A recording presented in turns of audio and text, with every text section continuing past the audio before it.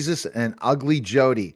Jody Corbett, thanks for stopping by the host. And we're going to have another conversation about leadership, faith, and everything. How are you today? I'm good. How are you doing? Thanks for having me. Fantastic. And our topic's battlefield leadership and strategy. So, Jody, before we even get to the questions, why do you use a lot of that in strategy for your clients? Kind of Yeah, going into that. Yeah.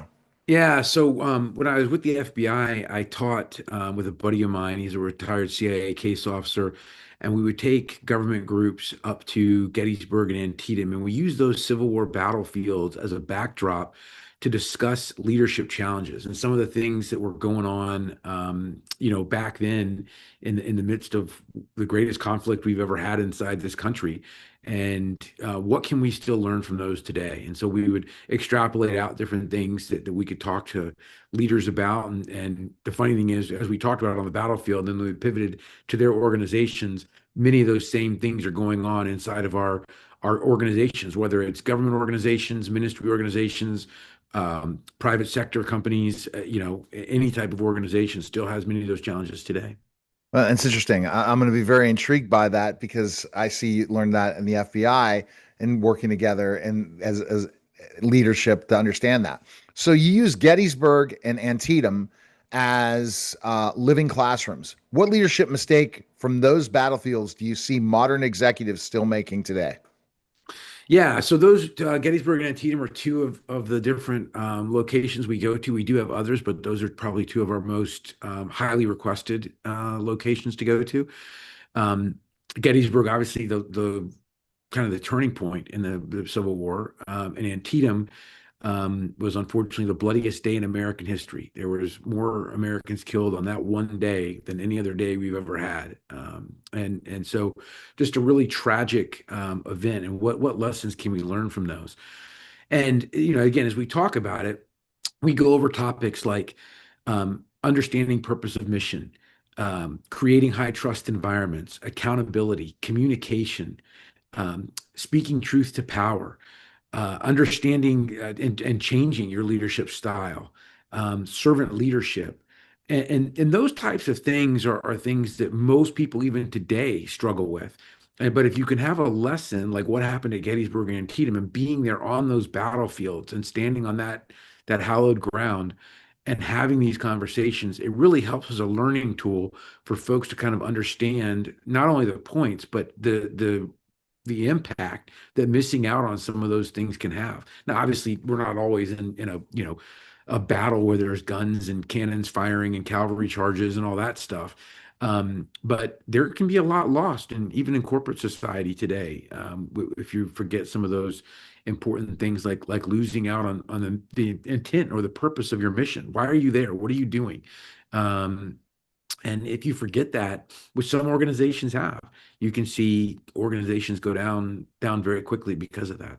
And ministries Really? as well. So talking about, we understand Gettysburg, how important it was and how it changed the whole war. One of the but Antietam, a lot of people don't talk about. You said it's the bloodiest war.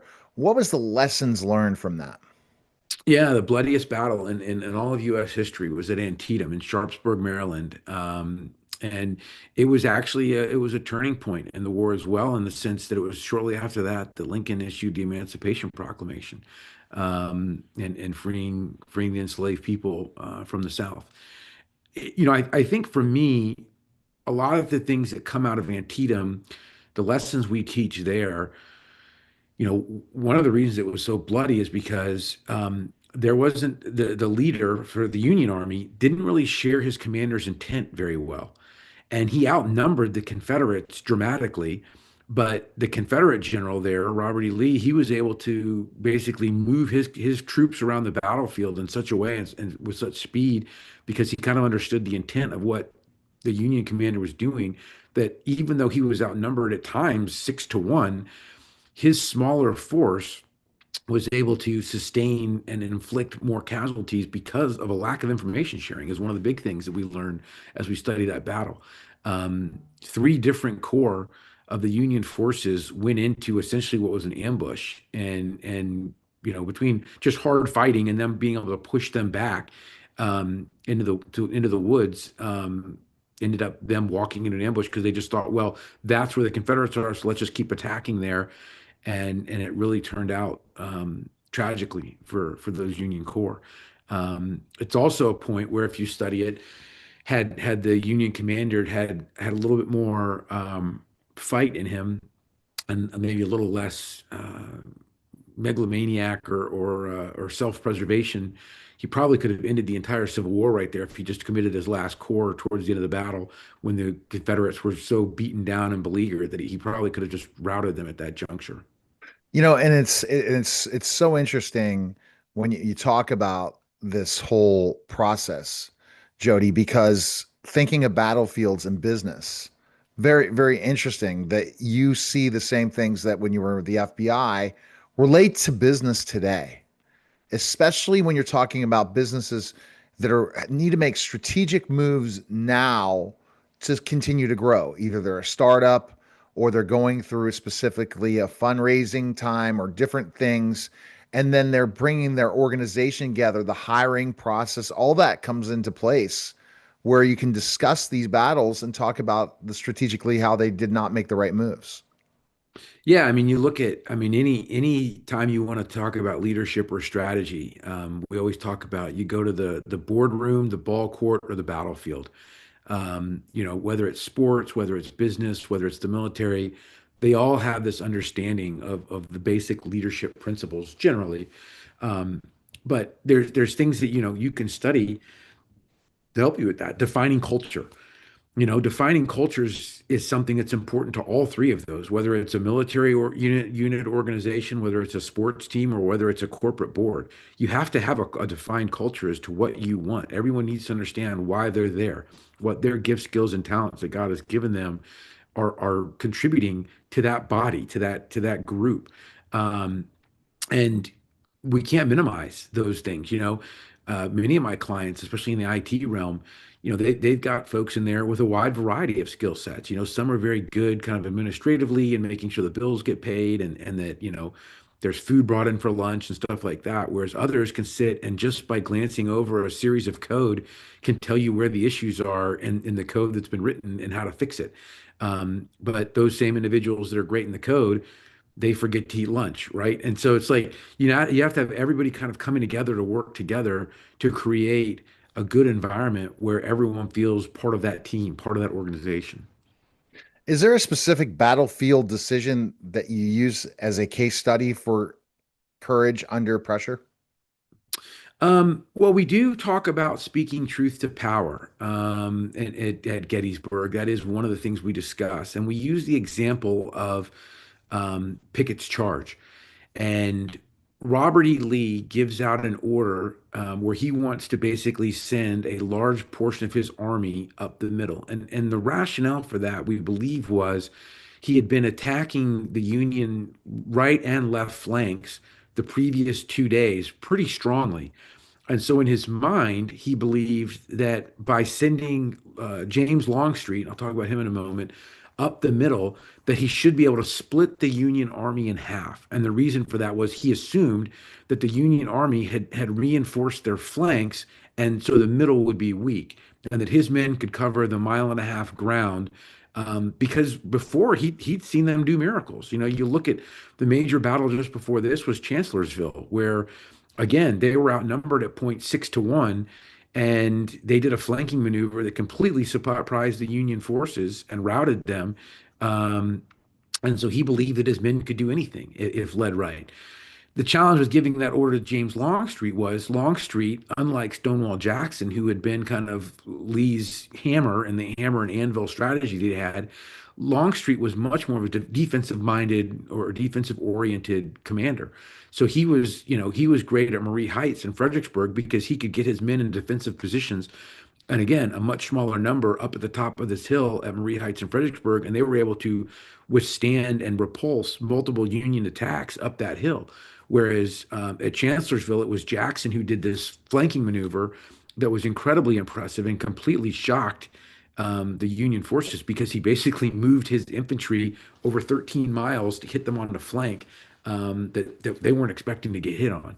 And so, you see that, and Longstreet goes back to Lee and practically begs him, don't do this. Don't send us up the middle. They're going to get killed. That's a mile and a half of open field. Um, and Lee basically tells him to move forward with it. And Longstreet eventually does because that's what he knows he's called to do.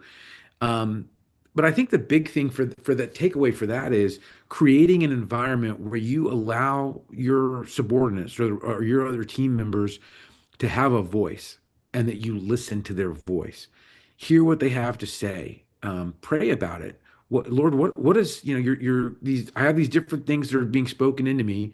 Give me wisdom, give me discernment in this. And then look at the facts of what you've got.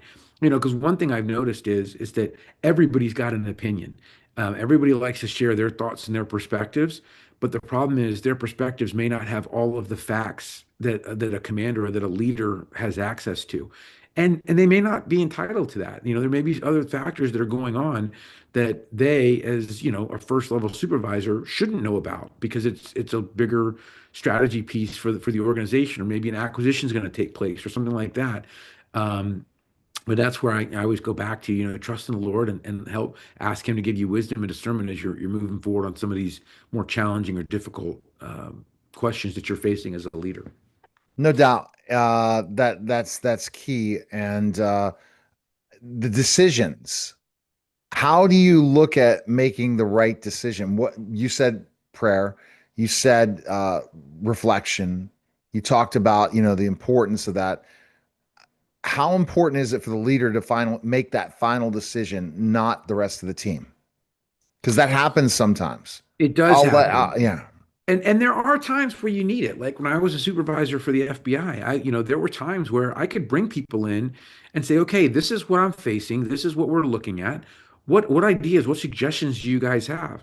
And depending on which program I was supervising, if I'm working violent crimes matters, I may have to make a decision pretty quickly because it could be a life or death scenario. Whereas when I was supervising cyber investigations, it likely wasn't his life or death, and so I could have some more time. And when I have more time, that's when I can solicit and kind of enlist more feedback. It's also where I can put subordinates in a leadership role. Okay, we've got this situation, we have this project we're working on. You're going to run this. I want you to take the lead on this, and these are some things I want you to consider as you're leading it. The other thing too is when you're a leader making decisions, there are some decisions you have to make and be able to go forward with and be unwavering in those decisions. Those are going to be kind of your key principle things, right? Like, hey, our organization is going to do blank. We're not going to allow these other things to come in and pull us from our mission. We're going to be focused on this. There's other decisions you make as a leader that maybe new information comes up. Maybe the situation changes. Maybe a company you were going to acquire isn't as good as they thought, or maybe there's something that they have that you didn't realize they weren't as good in necessarily. And so you may have to go back and reevaluate some decisions you've made. And that's okay too. I think sometimes leaders get stuck. Well, I made this decision. I got to go forward with it.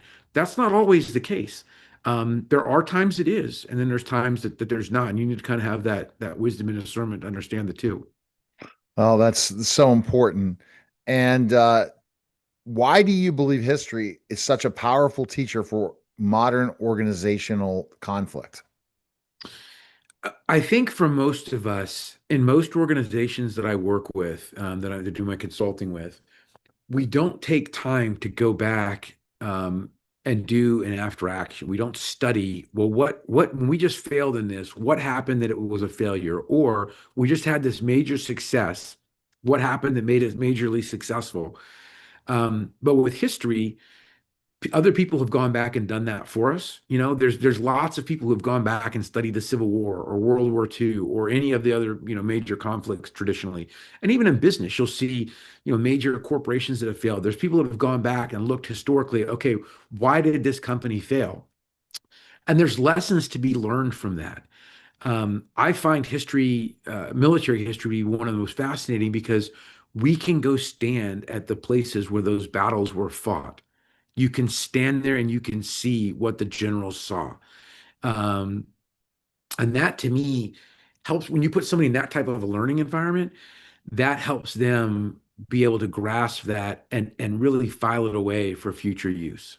It seems like you're using what you used in the FBI today with your clients, aren't you? Yeah, absolutely. And that's where you differentiate yourself to helping be that leader to help that organization go where it needs to go. In a moments of chaos, whether war or corporate crisis, what separates strong leaders with reactive managers? There's a term I like to use called humble confidence. And that to me is what makes strong leaders. And there's all kinds of things, we can talk about transformational and transactional leaders. Everybody wants to go, oh, I want to be a transformational leader. Well, you don't really, because a lot of our transformational leaders get assassinated. If you go back over the course of American history, most of our transformational leaders get killed, get assassinated. And so it's hard to be a transformational leader. And we still need good transactional leaders. There's ways you can be a transactional leader and be a good leader. Um, to me, again, I think it goes back to that humble confidence piece where a leader in crisis is one who's confident in what they and their team can accomplish. Um, but they don't have to be the center of that attention. They're humble enough to know that what makes them great is the team members that they've assembled, and those team members' gifts, skills, and talents being used for the overall good of the organization. I just think it's so important what you're teaching today, and it's something to look at the difference between them. And when you work with organizations, it doesn't matter if they're a solopreneur versus have a huge team, right? There's so many decisions that impact a lot of people. Yes, absolutely. And I think some of the smaller companies have more leadership challenges than the bigger ones do because they have less people to pull from as far as institutional knowledge, years of experience, years in the industry. There's all kinds of things that can be impacting. But when you're a small business, you have a much smaller pool of talent to bounce ideas off of, to share challenges with, and kind of gain feedback from the team. All right. Well, people can check you out by connecting with you on LinkedIn, right, Jody? That's the best That's way. correct. Yeah. And if you're interested in any of the battlefield stuff we talked about today, I do have a website, www.strategicleadershipsolutions or SLS.consulting. So it'll be Strategic Leadership Solutions is my corporate name, but SLS.consulting is the website. And would love to have folks check that out. All right. That was a special Trammel cast, the Neil Haley Show, the Storehouse Media Group podcast, and Jesus and Ugly Jody. Thanks again, Jody. Appreciate it. Thank you. All right.